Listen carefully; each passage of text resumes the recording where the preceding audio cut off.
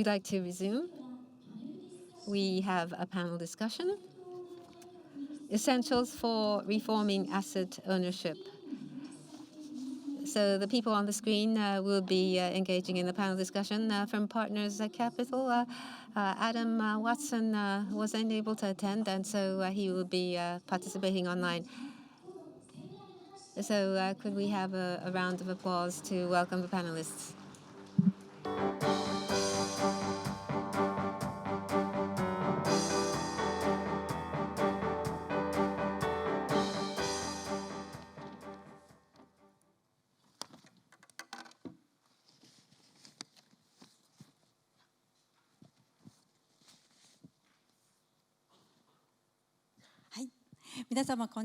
Good afternoon, ladies and gentlemen. Essentials for reforming asset ownership. That's the title of this panel discussion. First, let me introduce the panelists. Seated next to me, representing the asset management industry, President and CEO of Legal General Investment Management Japan, KK, Mr. Nagahisa Miyabe.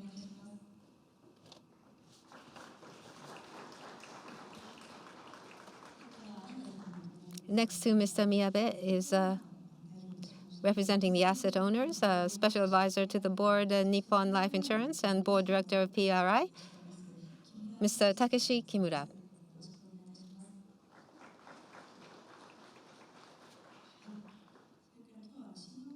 And joining us online from Singapore, we have a company that's providing outsourcing of asset management. Partner, co-head of Asia Pacific, Singapore Partners Capital, Mr. Adam Watson.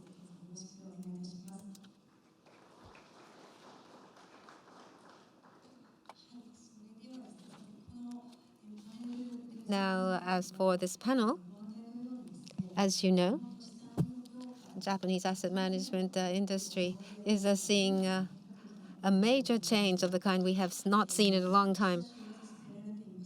Prime Minister Kishida is moving forward with the concept of asset building nation to the entities of all of the investment chain. He is working on them and making appeals. The asset management industry is called on to make further reforms and changes, asset ownership changes, growth, capital supplement, and diversification of asset stewardship activities, making this more substantial, communication, strengthening communications overseas, a plan for realizing the asset building nation concept has been formulated last year. Prime Minister Kishida said that the asset owner principles would be in place. Asset manager companies, a selection thereof for the best benefit of the beneficiaries, and also visualization of the process that's being used. And last year, FIEA was revised. Sincere and fair management business, and making for the best profit of the customers, including corporate pension funds. Financial companies are asked to abide by this. So there are major changes being seen in the industry, and in this panel, what is required of asset owner principles or asset owner investment and management sophistication, and increasing the value of investment chain, sophistication of the investment chain is what I would like to ask them to discuss from their respective positions. So first,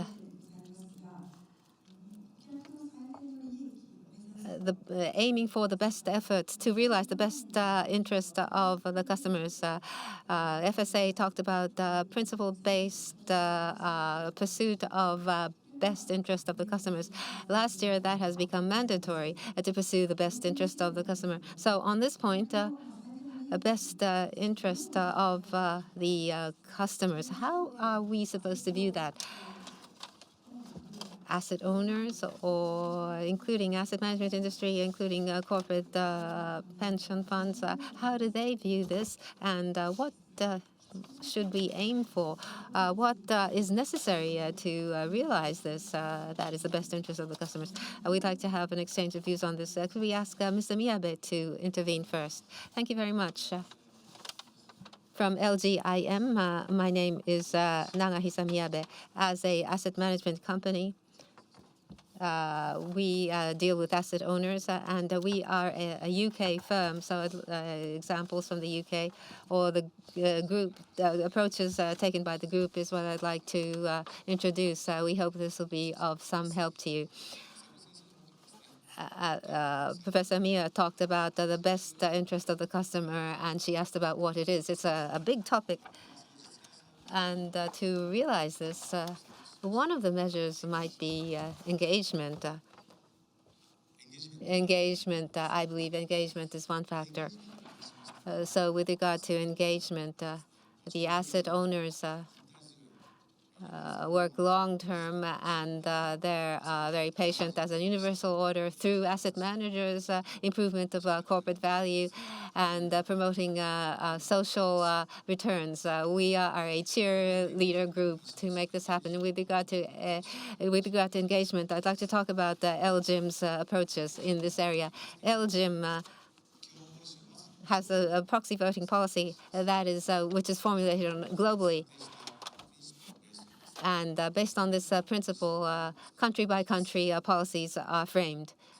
And in the UK, US, Japan, Singapore, we have dedicated persons who collaborate and based on national policies engage with the companies in the nation. Depending on the country, the situation differs. Depending on the nature of the engagement, the minimum standard threshold is lowered.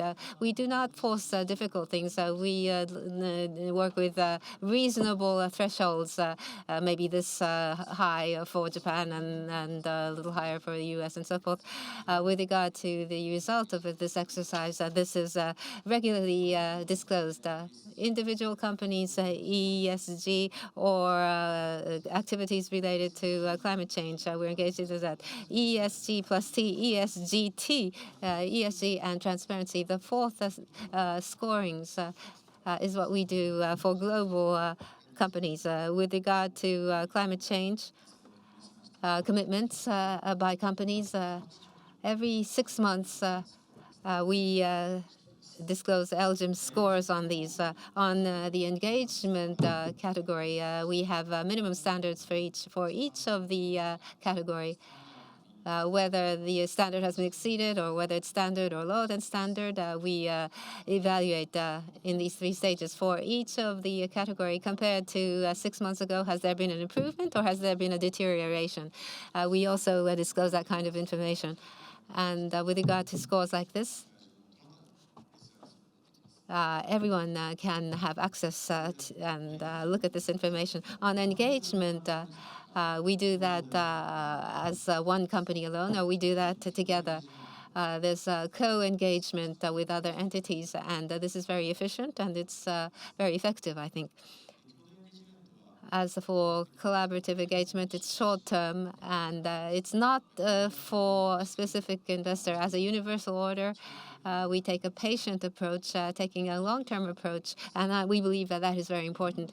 In Japan, perhaps you are well aware that there needs to be a report when there's a large holding. There's a guideline for joint engagement, and the guideline is a bit ambiguous. So in the case of joint engagement, infringement of the guidelines is avoided. So it's a very passive, negative kind of joint engagement. And then Forex 1% rule also leads to negative joint investment from the eyes of outside investors.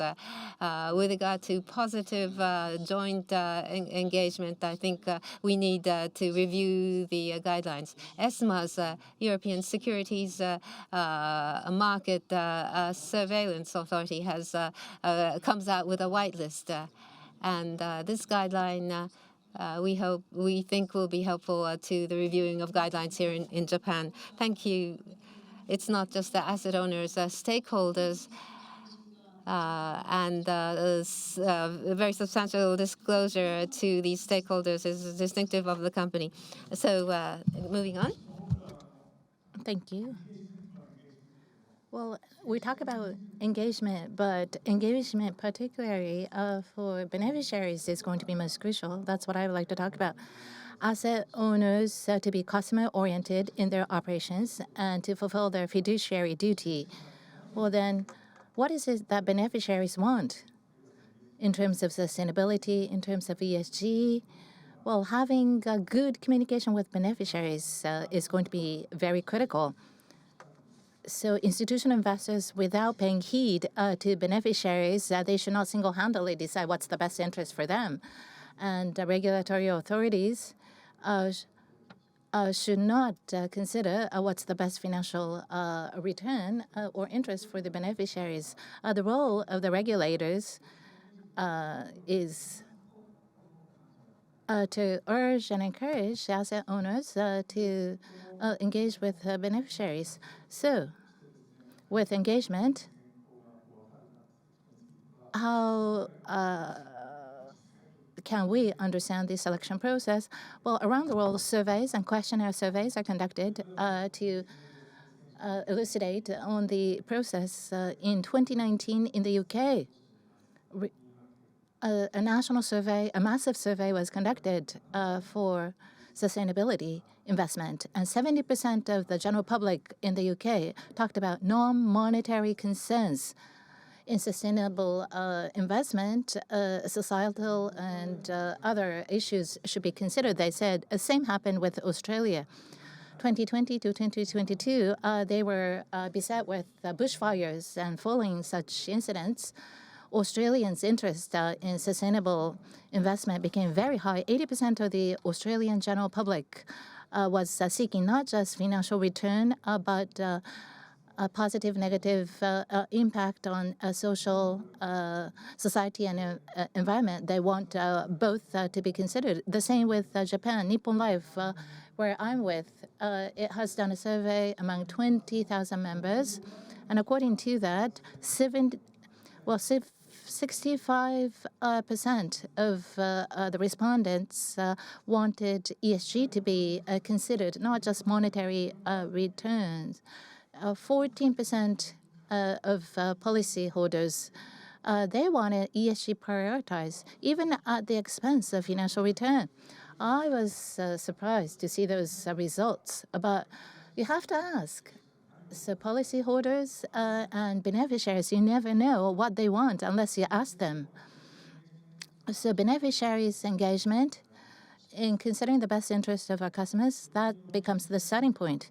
And the driving force behind beneficiary engagement in overseas, of course, is regulation. Because of investment rules in the UK, the fiduciary operators of pension funds, as they make investments, they have to clearly disclose to what extent they have asked their beneficiaries about this. In the stewardship code in the UK, beneficiaries' priority on ESG must be clearly reflected in the corporations that they invest in. So in order to create middle to long-term interest for beneficiaries, to increase sustainable, to raise sustainabilities in society and environment is crucial. And so I think we can draw a lot of references as to what's happening in the UK and elsewhere as to how we can engage beneficiaries. In terms of sustainability, it's not just climate change, it's human rights, biodiversity. What is it that we need to prioritize, people may ask. The starting point is to ask beneficiaries. From Europeans' perspective, climate change may come first. But if you ask Asians more so than climate change, rewarding work and growth, they may say. So unless you ask, you never know what the beneficiaries want most and what they want to prioritize. So here in Japan, asset owners' initiatives with beneficiaries are still very far in between.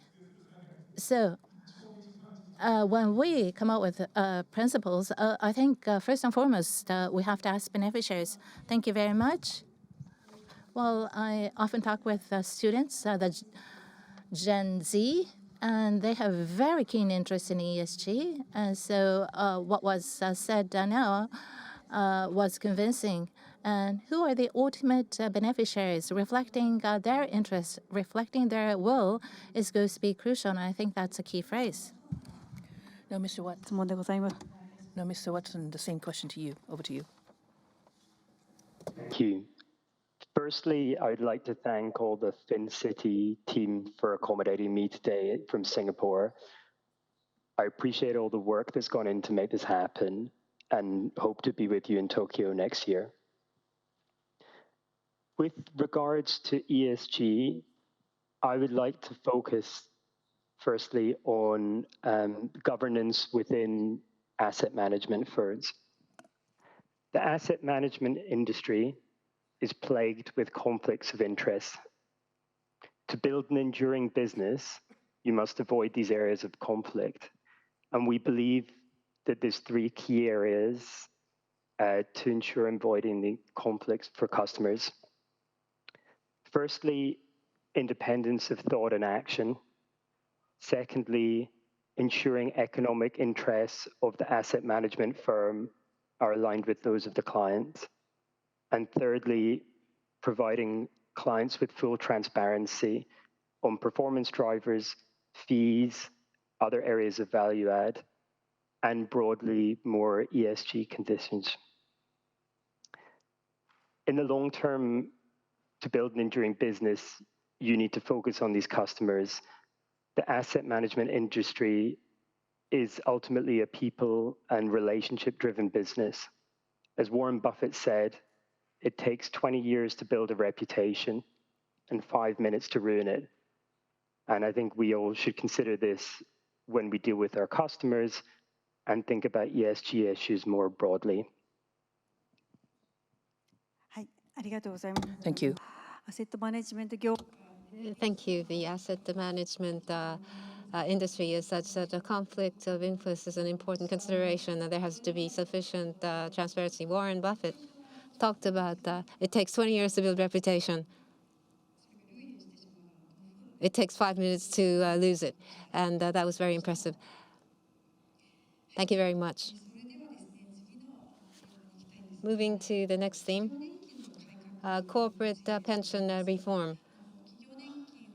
Corporate pensions, asset owners are such that it is often said that there's a lack of expertise regarding investment or very flexible product selection is very difficult. So DB planning, with regard to DB plan, co-investment possibilities are high. With regard to DCs, the beneficiaries want to be able to select products more flexibly. With regard to Japanese pension fund reform, could we have hear from Mr. Miyabe and Mr. Kimura, please? Starting with Mr. Miyabe, please. Well, this time as a plan, joint investment and promotion of this lack of personnel or for pension funds that are lacking funds. I think this is a very good option in the UK. DBDC, there have been different reforms which have been taking place. So let me talk about a couple of these. With regard to DB, with the Pension Act revision and accounting standards also have been changed. So pension-related cost is increasing. And also macro environment has deteriorated and the risk related to pension funds has risen. Asset owners, pension to asset owners, mainly life insurance companies have seen risk transferred. which is on the increase. In the United States, also there has been a revision of the law, and accounting standards have been changed. Pension risk transfer is beginning in the United States, and this has expanded to Canada and the Netherlands. With the transfer of risk, sponsor companies are taking pension risk off balance, and they can concentrate on their core business. On the other hand, life insurance companies that have had risk transferred in order to make for stable benefits, long-term and high-level investments have become necessary. And for sponsoring companies, when the business situation becomes difficult, and they want to transfer risk, but there's a premium attached to pension risk transfer, and the premiums associated with it cannot be paid by the sponsoring company. And in 2005, PPF, Pension Protection Fund, has been introduced. A private sector fund has been launched, and this fund is from a corporate fund, and through pension asset investment, the returns are channeled, and the AUM is about 6 trillion, and the beneficiaries are about 300,000. And so in the UK, DB pension management to continue that or to transfer the risk. These are the options. In Japan, pension funding is subject to corporate tax, a special corporate tax, and we're compiling the statistics. When there is a risk transfer, there's a pension buyout. There is a regulation on pension buyout. So substantially, effectively, risk transfer is very difficult. And what has been discussed, a joint investment, I think this is something that can be done, and that's a good idea. But among the sponsoring companies, they want to shift the risk off balance because the situation is dire. And so there may be such needs. In terms of giving options, changing of the system would be preferred. Let me talk about the DC in the UK. Last year in July, a Mansion House Compact, DC large reform has been enacted, and beneficiaries of financial return improvement and UK economic growth to provide long-term funds for this purpose is the nature of this reform. Major topics include DC's default funds. Non-liquid assets can be incorporated with an upper bound of 5%. For example, infrastructure, private equity, venture capital. This illiquid assets can be incorporated up to a level of 5%. That's the nature of the reform. But the DC default funds, single illiquid assets, if that's included, that is only a one-way risk. So in terms of the image, a multiple number of illiquid assets turned multi-assets, other bonds and other equities should be mixed to ensure liquidity, to diversify risk and return. That's the attempt. And this might be helpful in the future in Japan. Thank you. Thank you for GB. Either continue or transfer of risks. So you talk about the choice. For DC, I was surprised to hear that 5% illiquid asset incorporated UK case could be used as a reference point so that we can identify challenges in Japan. Thank you. So, Mr. Kimura, over to you. Well, this is what I think. No matter how great an set of asset principle the government may come up with, why companies have to reform its pensions, the management has to be convinced. Otherwise, it's once again going to be an apple in the pie in the sky. Pie in the sky. And this is not new to Japan. Corporate governance code, asset owners should exert its roles, but unfortunately, this hasn't gone anywhere. The corporations use as an excuse that there is a lack of talent, shortage of talent. But in a nutshell, it was not their management priority. So in trying to reform corporate pensions, we may come up with a set of principles. Unless the management is fully convinced, I don't think there will be no progress. I don't think there will be a progress. What is important in the reform is that responsible investment should be incorporated into corporate pension, and this should be closely linked to sustainable management by the sponsor company. And that should be widely shared, broadly shared amongst corporate management. Otherwise, it will go nowhere. Promoting responsible investment, engagement of beneficiary will be essential. Employees' financial well-being should be improved, and it is a part of investing in people to improve the financial well-being of employees. And the retention will improve, and the loyalty amongst the employees will improve, and there will be a healthy competition for talent. And this can be looked as a part of investing in talent. Through responsible investment, you can make contribution to the local community and the sustainability of natural capital. Then this is also a positive. And this is accumulation of social capital, in a way. Taking that kind of a perspective, by investing in non-financial capital, the long-term performance of the company could be improved. That is the story to convince the corporate management. Otherwise, the corporate management will not understand why a pension reform is necessary. If pension reform is a part of sustainability, then disclosure will naturally be there. Just to give you an example, in UK corporate pension funds, AUM above £16 AUM, TCFD disclosure is mandatory.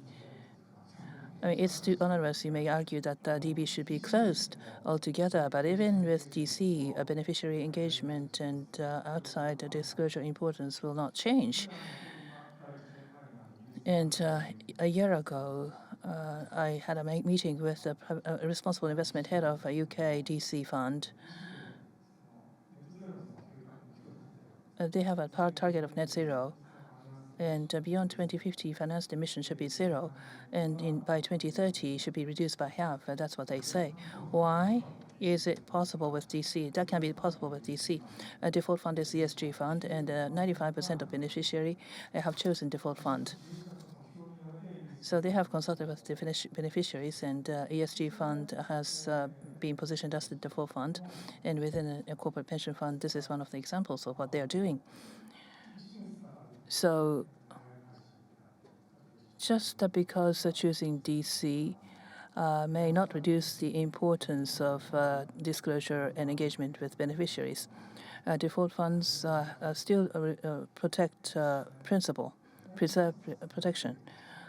Is it aligned with the sustainable management of the sponsor company? They ask. Isn't it that they have reputational risk? This was a tough question because Nippon Life default fund is principal preserved. And for the past 12 months, I have been talking to the Personnel Affairs Department to bring about reform. One of the things that we have been looking at is that we added 2 ESG funds, and we reduced the DB fund, which is a lackluster performance, and next year we will perhaps introduce target type. Pension EFG training has become mandatory for employees. And during this training, all employees' DC distribution was submitted.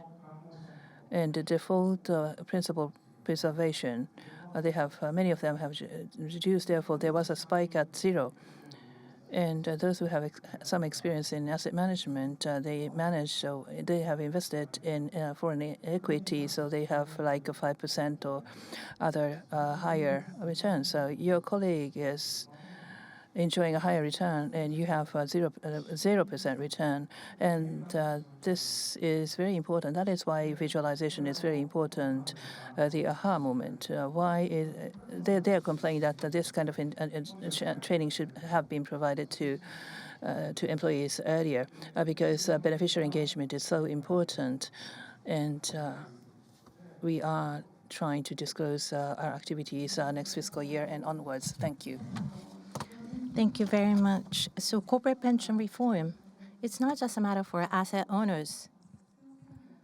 It pertains to corporations' sustainability management. How convincing is it for the management? That's a very important point, as was emphasized. And Nippon Life's employees, you provided training about ESG and ESG-based pension investment, and it could be very different. The performance could vary depending on how you choose the fund. That was surprising. Right. So let us move on to the third point. Miyabe-san talked about multi-asset, UK DC plan multi-asset scheme. So diversification of asset classes.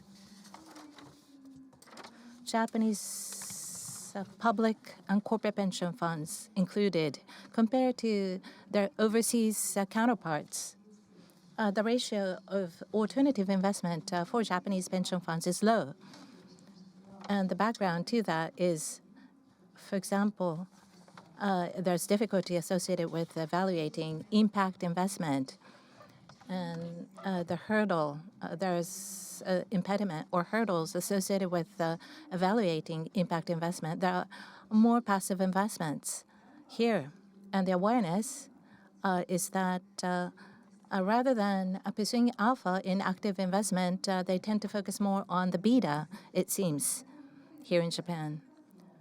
So inclusive of those issues, diversification of asset classes, I would like to ask the three panelists. So may I turn to Kimura-san first for that? Alpha and beta, you mentioned. So let me start my remarks from that. Up until 2 or 3 years ago, as a source of alpha, ESG was asserted as a source of alpha. Asset Management Association talked about that. But 2022 and onward, I think that stopped. And that's because of Russia's aggression into Ukraine, from energy-related shares have risen, which were shunned, which have been shunned by ESG investors. And ESG funds were underperforming. So there was outflow of funds from ESG funds in the last few years. So such market developments seem to be rather myopic. I think ESG performance is something that you need to evaluate from a longer perspective. And can ESG become a source of alpha? Academically, theoretically, it's very hard to come up with a conclusion. It's debatable. On the other hand, in the last few years, the importance of beta seems to be driven home for many, an increasing number of institutional investors. We did a questionnaire among PRI signatories. I think there's a tectonic shift ongoing. So ESG integration, screening. So PRI on the defensive from that, we're looking at sustainability outcome and impact investment, and having direct impact on the environment and society, very active, offensive ESG investment. I think increasing number of institutional investors are looking for that, and that is more beta-oriented. So institutional investors, why have they changed their orientation? That's because of the beneficiaries considering their best interests, impact and sustainability outcome need to be considered more as part of their fiduciary duty. SDGs, well, last year was the turning point between 2015 and 2030. 169 targets out of 17 goals. Those that are on track are less than 20%. 70% of the targets have not seen progress. Most of them have deteriorated. So that's the status of SDGs. So for asset owners, especially universal owners, at the systems level, there are huge sustainability risks that we are taking. If left alone, beta will continue to sink and decline if nothing is done. So we will not be able to fulfilling our responsibility vis-a-vis our beneficiaries. We will not be able to support their long-term interest. So in order to raise beta robustly, sustainability and impact investment must be focused upon. We need to pay more attention to that. In terms of diversification of asset classes, I think the same goes for private markets. In October last year, there was a PRI event, and in the breakout session, there was a sustainability outcome session. So sustainability impact goal. Be it a non-listed company, a listed company, be it a large company or a small company, sustainability is the basis of every company. This is something for every company to address. So for any company, for any investor, impact orientation, outcome orientation is going to be quite critical. And lastly, regarding the PRI event, well, sustainability, outcome, and impact. I think Prime Minister has focused on that. And he also said that he will be coming up with principles for that. And for the industry, it's going to have a lot of impact. So public pension funds, vis-a-vis beta activism, how are they going to exert their leadership? I'm going to pay attention to that. Thank you very much. Institutional investors to become more of a universal owner. Most of the large institutional investors are universal owners. So beta activism, systematic risk, how to control that is where we're seeing a shift of interest. And private equity is becoming diversified. So we have had these two sides addressed. Moving on, could we hear from you, Watson-san?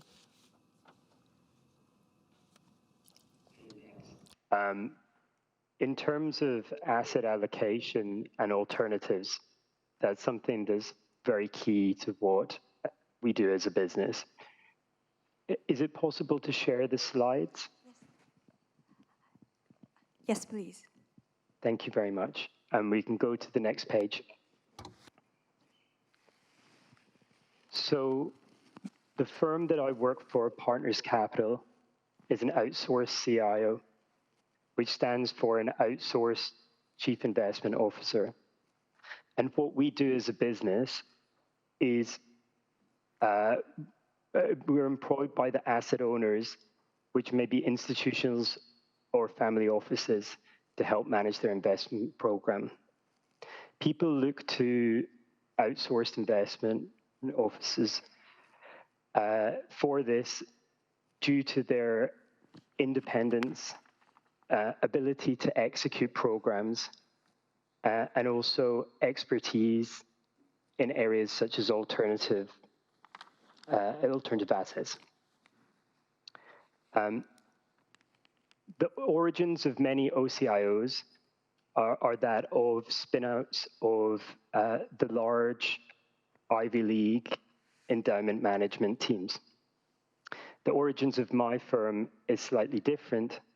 We started acting as a private investment office of the founders of many of the world's largest private equity firms, such as Blackstone, Bain Capital, and TPG. So alternatives, and particularly private equity, are part of our DNA. Maybe if we go to the next slide. The services that OCIOs provide their clients with start with looking at governance and investment strategy. And that can look at aspects of risk and return, but also ESG is playing an increasingly important part here. We will then work with clients to execute portfolios in both active and passive investments. And on an ongoing basis, we'll monitor these investments, and back to what I was saying at the start, ensure transparency with all of our clients in terms of these performance. Moving on to the next slide. While all of our clients are individual and independent in terms of how their accounts are managed, broadly speaking, we follow the endowment model of investing. This model was pioneered by David Swenson, the Chief Investment Officer of Yale Endowment. And this model focuses on 4 broad areas. The first is maintaining a high and constant degree of market risk. Don't try and time the market. The second is multi-asset class diversification. And you'll find that many endowments within the US and within our client base will have up to 60% of their portfolio in endowment, in alternative investments, such as private equity and hedge funds. Thirdly is identifying these talented asset managers who have the ability to outperform. And finally, on point 4, is using the scale of combined clients to negotiate the best deals across fees for these clients. If you go to the next slide, please. You can see that over the last 10 years, and if you extend the performance even further back, these endowment models' approach to investment have generated significant outperformance over passive indices. Finally, I'd like to spend a little bit of time talking about why we think alpha is important and where you can look to find it. Please, can you turn to the next slide? Since the 1980s until recently, declining interest rates across the world have been a tailwind for asset class returns. In most countries, this trend has started to reverse, meaning businesses faced a higher cost of capital and expected excess returns for investors have declined. By excess, I mean returns above what you get on cash rates. If you receive a smaller premium for taking passive risk, then alpha becomes a more important part of your returns. But to generate alpha, you need to know where to look. Within most of the investment world, alpha is a zero-sum game.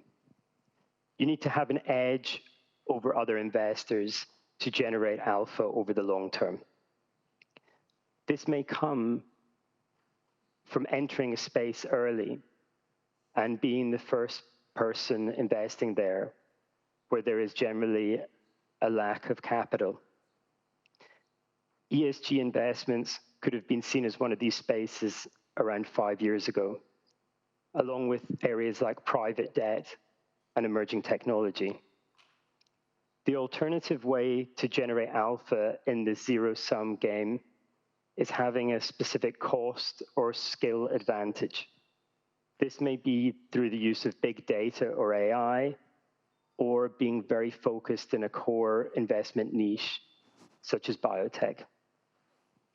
Finally, on the right-hand side here, you can see that some groups are able to avoid the zero-sum element by creating new value that did not exist previously.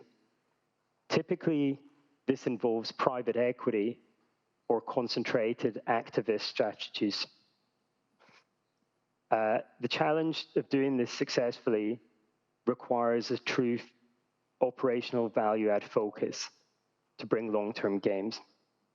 And we believe that having a significant portion of your portfolio in alternatives that are alpha orientated will be very important in the years going forward. Thank you very much. はい、ありがとうございます。 Thank you very much.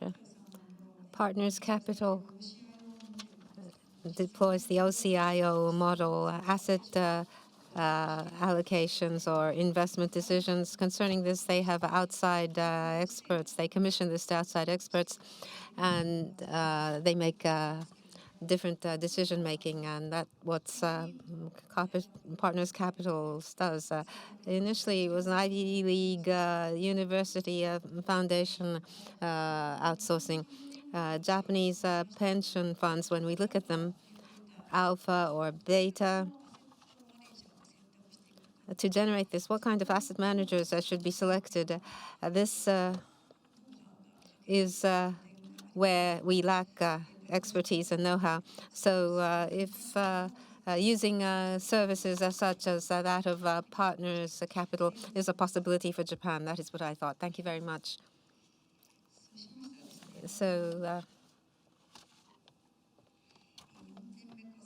the fourth point, the last point.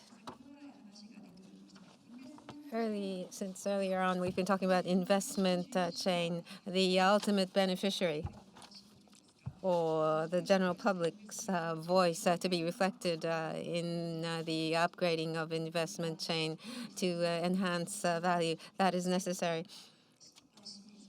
And on the investment chain, the general public and the asset managers, asset owners to work to improve corporate value. I think that's would be preferred in trying to make for increased sophistication. So the next 1 year, in the next 1 year, as a next step, what should we do in the next year? So that's the question I'd like to put to you. Starting with Miyabe-san, please. So in the coming year, I think there are many things that we need to do. But in terms of policy,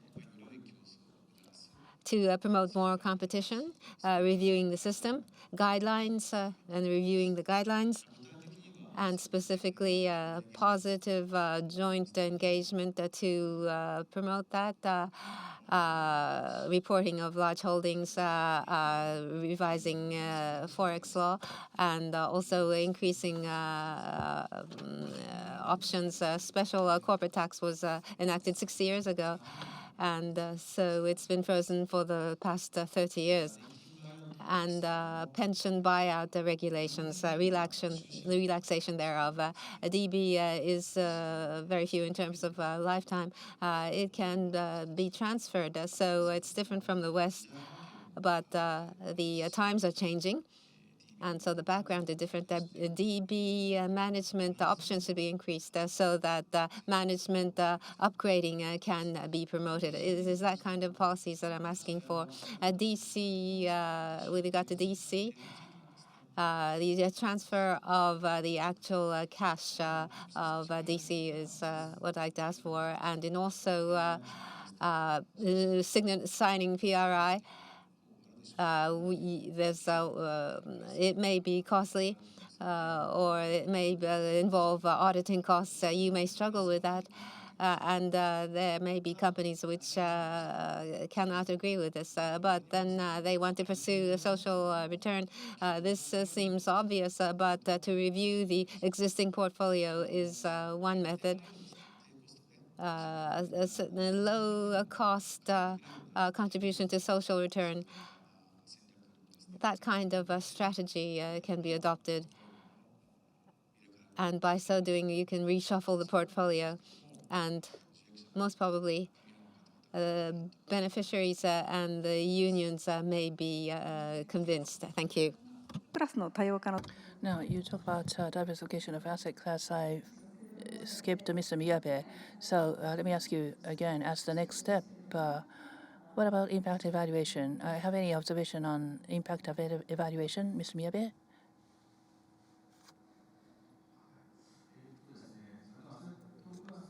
Well, I've talked about diversification of asset class, and there are groups initiatives I just wanted to share with you. Our group, we are insurance company, asset owner, and we have made seed investments. One of the initiatives is that back in 2019, together with Oxford University, a 4 billion pound, 750 billion yen partnership contract we signed. Oxford has a lot of challenges. They have land, they have talent, brain power, but the only thing they lack is capital. And legal and general, it's an insurance company, so you can use balance sheet to provide seed capital, and we can provide schemes. So we had a 10-year or so discussion before concluding this partnership agreement, before signing the partnership agreement. In a sense, this is an impact investing. So we had this agreement with Oxford, and by making these investments, we generate employment in the local community, and this leads to revitalization of the local economy. To startup company, we provided equity capital and offered a place for startup capital to work.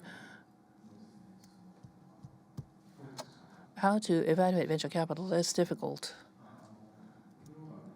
It's a difficult question. So global venture capital related vendors, professional vendors, we partner with professional vendors how to qualitatively and quantitatively evaluate on a regular basis, disclose. For example, case studies were used.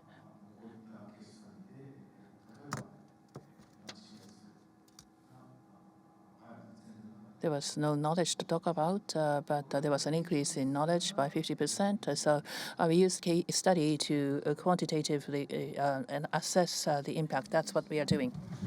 Well, thank you very much. As a member of university, I was able to draw lots of differences from your remarks. May I turn to Kimura-san next? Yes. So you're asking about the investment chain, correct? Yes. I may be repeating what I have already said, but the point regarding beneficiaries, and I would like to drive that home once again. In the UK, Make My Money Matter, there is a civil movement with that name. The name is great. Ultimate asset ownership lies with the citizens. So that's what this civic movement is about. So beneficiaries, vis-a-vis pension funds and sponsoring companies, please utilize my money for the benefit of the society. That's what this campaign is about. And so ownership lies with them. They have that strong awareness in the UK. Now, I do understand that that's very difficult for Japan to emulate, but I think it's a symbolic campaign as we think about beneficiaries. Well, they are indirect owners of investees, and they are members of the local community, they're employees, they're consumers. So they are engaged as representative stakeholders. So in order to embody a stakeholder capitalism, reflecting beneficiaries' thinking in the investment chain, we will not be able to realize stakeholder-based capitalism. So considering that, investment change, we have yet to imbue spirit in this Buddhist statue, if you will, stakeholder capitalism. And I may be repeating about the principles. In formulating the principles, you have to think about the beneficiaries first and foremost. This may not be achieved overnight in the next year, but there's another challenge. So beneficiaries' interests and priorities asset owners and insurers, let's say that they understand beneficiaries' interests and priorities, and then will asset managers be able to do good stewardship activities with their investees? It's not all that simple. Well, much of the assets are pooled and co-managed. So company A, company B, their pension funds, what they ask their plan participants, and opinions are divided when it comes to proxy voting. If the two pension funds are co-investing, how do you go about separating that then? It's inseparable. Well, then you will have to leave to the discretion of the asset manager that they use. In the US, the UK, and Europe, split voting service is now starting to be provided from asset managers to asset owners. Once that is made available, the values and priorities of beneficiaries can be heard and reflected in the investment chain. So beyond financial education, financial literacy, in view of this, I think we need to consider reforming this as well. Thank you very much. を反映した責任 Responsible investment reflecting the spirit of the beneficiaries and the importance of this has been stressed, I think. Watson-san, could we hear from you as well on this point? Let me tackle this from the perspective of the alternative asset management community. So international investors are currently very interested in the changes happening in Japan. That's a great start. Given the investment world and flow of capital is intrinsically global, Japan needs to continue to engage with global investment firms to enhance both outbound capital and also inbound capital coming into Japan. Having a regulatory-friendly regime that encourages international firms to set up in Japan would be of real benefit as they hire local staff and train them in global best practice. And I think that's an important focus area. I'm currently based in Singapore, and this is one of the key initiatives that the government has pursued here. And I believe that approach is working very well. Thank you. はい、ありがとうございます。日本 Thank you. I mean, looking ahead, asset management industry and capital markets in Japan may change in a significant way, and that I believe was your expectations. Thank you. This panel, I have covered 4 topics for asset ownership reform. Investment chain, the final beneficiary should be at the center. That is the vantage point we need in executing asset owner reforms. That's my impression. And lastly, one thing I would like to cite Robert Shiller back in 2012, Nobel laureate, Nobel economic laureate Robert Shiller. 12 years ago, 2012, in a book, he said that the financial services, at best, is not just about managing risks, but as a stewardship of society and can support achieving the deepest objectives of society. The benefit of financial services can be brought into to all the corners of the society, and that is the challenge for the new generation. So the benefit of the financial services should to reach all the corners of the society. That is a challenge. So the challenge he talked about back in 2012 is applicable in Japan, which is now in a new era of asset ownership reform, which is set to start this year. And that is we would like to strive to promote. I think this panel has been highly productive, and I owe you a great deal to the panelists. Thank you very much, the panelists, and I would like to also thank the audience. Please join me in giving the panelists a big round of applause.